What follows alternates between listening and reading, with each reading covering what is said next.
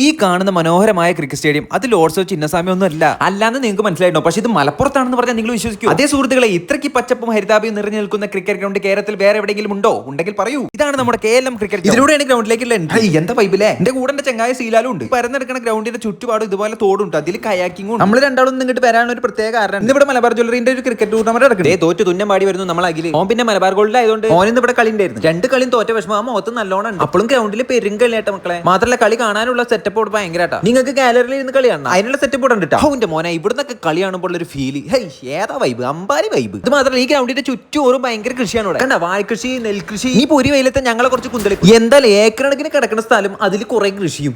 Vibe തന്നെ vibe. ആ വൈബും പിടിച്ച് പൊരി വെയിലത്ത് ഞങ്ങൾ കുറെ നേരം നടന്നു. ഞാൻ പറഞ്ഞ ഇതിന്റെ ചുറ്റോറും തോടാണ്. അവന്റെ മോനെ തോട് വൈബ്. ഈ വാഴയുടെ ഇടയിൽ കൂടെ വാഴകൾ നടന്നു. വൈബ് പിടിച്ച് ലാലുവിന് പിന്നെ നൊക്ലാച്ചിയോ. നല്ല കാറ്റും നല്ലതാണല്ലോ. ഇവിടെ കിടന്ന് ഉറങ്ങി. അത് മാത്രമല്ല ഫുട്ബോളിന്റെ മഡ് ഗ്രൗണ്ട് ഉണ്ട് ഇവിടെ. ഒന്നല്ല രണ്ട് ഗ്രൗണ്ട്. അതിന്റെ മോനെ എന്തായാലും അടിപൊളി പരിപാടി. ഇതെങ്ങനെ ആക്കിയിട്ട് ഇതിന്റെ പുറകിലുള്ള ആൾക്കാരെ സമ്മതിക്കണം. അഡ്വഞ്ചർ പരിപാടിയും ബാസ്കറ്റ് ബോളൊക്കെ ഉണ്ട്. കൂടാതെ വിശാലമായ പാർക്കിങ്ങും. ഈ സ്ഥലം വരുന്നത് മലപ്പുറം മൂന്നൂരാണ്.